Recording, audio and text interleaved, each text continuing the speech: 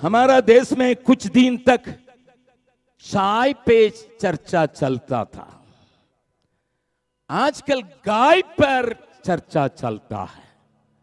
लेकिन इन तीनों दिनों में मैं पाप और प्रेम पर चर्चा करने के लिए आया हूं। हालेलुया। हम न तो चाय पर चर्चा करने जा रहे हैं, न तो गाय पर चर्चा करने जा रहे हैं, परंतु पाप जो हर एक व्यक्ति के जीवन में पाया जाता है, चाहे वो कोई भी धर्म मानने वाला क्यों न हो, कोई भी स्तर के क्यों न हो, रईस परिवार के क्यों न हो, गरीब परिवार के क्यों न हो, ऊपर स्थान में बैठने वाला क्यों न हो, रिक्शा खींचने वाला क्यों न हो, पहाड़ में रहने वाला क्यों न हो, या जंगल में रहने वाला क्यों न हो, या बंगला में रहने वाला क्यों न हो, या मुकेश अंबानी जैसा 26 तल्ला का मकान में बैठने वाला क्यों न हो, पाप सबके जीवन में बर्बादी को लाता है। पाप परमेश्वर के दृष्टि में ये एक ऐसी चीज है जिससे वो घृणा करता है।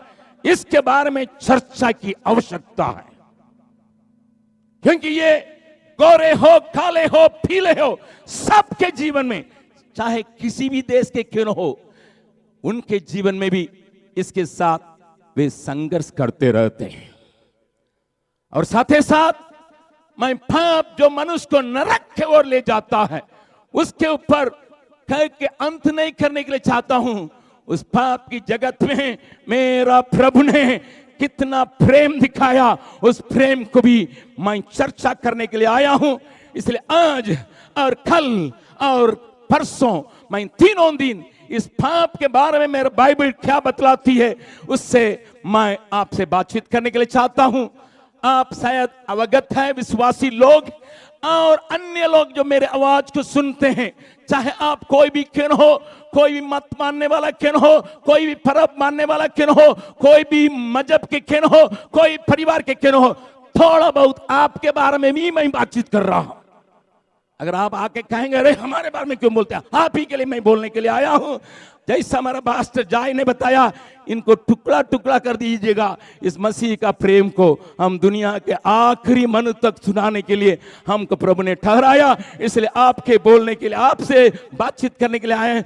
थोड़ा कान लगा के सुन लें, क्योंकि ये वचन जो है केवल एक मनुष्य के लिए नहीं, एक मजहब के लिए नहीं, एक धर्म वालों के लिए नहीं, सारे संसार के लिए। क्योंकि मेरा बाइबल बतलाती है परमेश्वर ने जगत से प्रेम किया। You may be anybody, you may be in a higher level or lower level, no problem. You may have millions of rupees. आप एक बिलियनर हो सकते हैं, या बहुत बड़ा करोड़पति हो सकते हैं, या आप नंगे घूमते होंगे क्योंकि कपड़ा नहीं है, परंतु मेरा परमेश्वर का प्रेम दोनों के लिए बराबर है। उसको बतलाने के लिए इस परमेश्वर के वचन से मैं बातचीत करने के लिए आज और कल और परसों मैं कोशिश करूंगा परमेश्वर आपसे बातचीत करने पाए। मैं प्रार्थना कर रहा था गाजियाबाद के लिए। 1 महीना के पहले तीनों दिन के लिए परमेश्वर ने मुझे संदेश दिया। रोज मैं प्रचार करता हूं, रोज मैं कहीं ना कहीं परमेश्वर का आवाज को सुनाता हूं। प्रभु की दया से अभी 70 उम्र का ही केवल को रहा हूं। हालेलुया। और मेरा आवाज अभी भी और बुलंद होते जाता है। अभी बीते हफ्ता तक मेरे लोग जानते हैं, मीडिया में जो हैं 16,000 लोग हमारे यहाँ 5 दिन ठहर के सेवा करके और वचन सुन के खा के पी के उनको विदा करके मैं यहाँ आया हूँ। जरूर थोड़ा बहुत थका हूँ, परंतु जिन बातों को खाने के लिए परमेश्वर ने मुझे लाया उसको मैं खा के यहाँ से विदा होऊंगा। परमेश्वर आपसे बातचीत करने पाए। मैं दुनिया का सबसे बड़ा मर्डर केस, जो मर्डर केस में एक मर्डर किया हुआ आदमी के साथ परमेश्वर जो न्यायाधीश होके बैठा है, उसकी बर्ताव को मैं आज आपके सामने रखने के लिए चाहता हूं। मैं परमेश्वर के वचन से एक वचन को पहले सुनाने के लिए चाहता हूं। पढ़ेंगे उत्पत्ति उसका 4था अध्याय, उसका 7वां पद को हम सुनेंगे और उसके ऊपर हम अध्ययन करेंगे। उत्पत्ति की किताब उसका 4 अध्याय 7वां पद को हम देखेंगे। यदि तू भला करे यदि तू भला करे तो क्या तेरी भेंट ग्रहण तो ना की क्या जाएगी, तेरी भेंट ग्रहण न की जाएगी, और यदि तू भला ना और करे यदि तू भला न करे तो पाप द्वार पर छिपा रहता है, तो पाप तुम्हारे द्वार पर छिपा रहता है।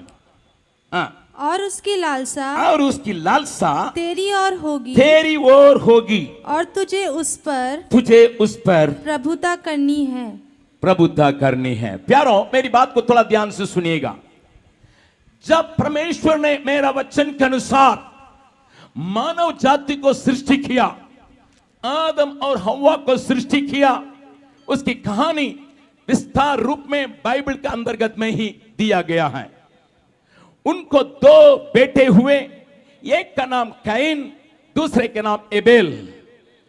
कैन बड़ा था, आबेल छोटा था। दोनों काम करने लगा। कैन अपना खेती बाड़ी में व्यवसाय करने लगा और हाबिल चरवाहा बन गया। दोनों अलग अलग धंधा में थे। उन दिनों में केवल 4 आदमी हैं, माँ बाप और कैन और अबेल। इन लोगों के बीच में कितना बड़ा संसार खुला हुआ है, मौका है, और उसको इस्तेमाल करके और वे वहां जीवन निर्वाह कर रहे थे। मैं इनमें से सारी बातों का कहने के लिए आज मौका नहीं, क्योंकि समय बहुत सीमित है, लेकिन कल विस्तारण रूप में मैं कहूंगा, परंतु ध्यान से सुनिएगा। और एक दिन ये दोनों पूजा करने के लिए आए दोनों बलिदान चढ़ाने के लिए आए, दोनों परमेश्वर को कुछ चढ़ाने के लिए चले आए। मेरा धर्मशास्त्र बाइबल बतलाती है, उसने कैन ने अपने खेत की उपज में कुछ चीजों को लाके वेदी पर चढ़ाने के लिए आया। उसका भाई हाबिल ने भी एक बकरी को लेके, मेमना को लेके, जो श्रेष्ठ था, जो उत्तम था, उसको बलि करके चढ़ाने के लिए चले आया। मेरा धर्मशास्त्र बतलाती है, परमेश्वर ने हाबिल अर्थात छोटका का भेंट को ग्रहण किया, बड़का का भेंट को ग्रहण नहीं किया। पहला लड़ाई ये संसार में धर्म के ऊपर हुआ, आज भी होता है, जानते हैं। क्योंकि किसी के उपासना को, किसी की आराधना को परमेश्वर ग्रहण करता है, किसी की आराधना को परमेश्वर ग्रहण नहीं करता है। आज सवाल यही रह गया, क्या आपकी आराधना ग्रहण योग्य है कि नहीं? चाहे आप 10 बार हालेलुया कहेंगे, लेकिन पूछ लीजिएगा ये हालेलुया ऊपर तक पहुंचता है नहीं विश्वासी गण, क्या ग्रहण योग्य है कि नहीं? आप सोचते हैं हालेलुया बोलने से ग्रहण होगा, ऐसा नहीं है। ध्यान से सुनिएगा। और अन्य लोग भी, आप जो पूजा करते हैं भाई, आप तो पूजा करने में निपुण है, माहिर है। 365 दिन में तो 302 दिन हिंदुस्तान में कुछ ना कुछ पूजा तो जरूर होता ही रहता है। लेकिन आपने क्या कभी पूछा था कि मेरी पूजा, ये मेरा भजन, ये मेरी आराधना ग्रहण योग्य है कि नहीं? आपने चढ़ाया, क्या वहां तक पहुंचा या आप ही घर में चले आया? आपने कभी पूछा था? अगर इतना पूछेंगे तो आप तो सुधर जाएंगे, लेकिन आपको पूछने के लिए समय नहीं है। घड़ी रखे लेकिन समय नहीं है। दिल्ली में रहने वाले और गाजियाबाद में रहने वाला के पास समय की अभाव है। घड़ी रखे हैं, मोबाइल में घड़ी रखे हैं, और सब में घड़ी रखे हैं, घर में चारों तरफ टांग के रखे हैं, लेकिन आपके पास घड़ियां हैं परंतु समय तो नहीं है, क्योंकि समय नहीं है, समय नहीं है, समय नहीं है। लेकिन पूछ लो भाई, पूछ लो, तुम आराधना जो करते हो, इबादत जो करते हो, नमाज तो पढ़ते हो या प्रार्थना करते हो, क्या ऊपर जाता है या रास्ता में ही रुक जाता है? वही फर्क आया था। मैं इसके बारे में कल थोड़ा विस्तारण रूप में बोलूंगा, लेकिन उसके बारे में जब फर्क आया, परमेश्वर ने हाबिल, इसका मतलब छोटका का, वेदी को ग्रहण किया, आराधना को, इबादत को ग्रहण किया, बड़का को गुस्सा आया। हालेलुया। क्यों पास्टर जाय ने बताया हमारे प्रचारकों को टुकड़ा टुकड़ा काट, क्योंकि इनकी इबादत या इनकी आराधना ग्रहण नहीं होती है, लेकिन वो छोटा आदमी का प्रार्थना परमेश्वर सुन के काम करता है। हालेलुया। मेरा परमेश्वर का नाम है विनती सुनने वाला। हम लोग हमेशा ये गीत को सुंदर ढंग से गाते हैं, विनती सुनने वाले मेरे आंसू निहाने वाले, चंगाई देने वाले। हालेलुया।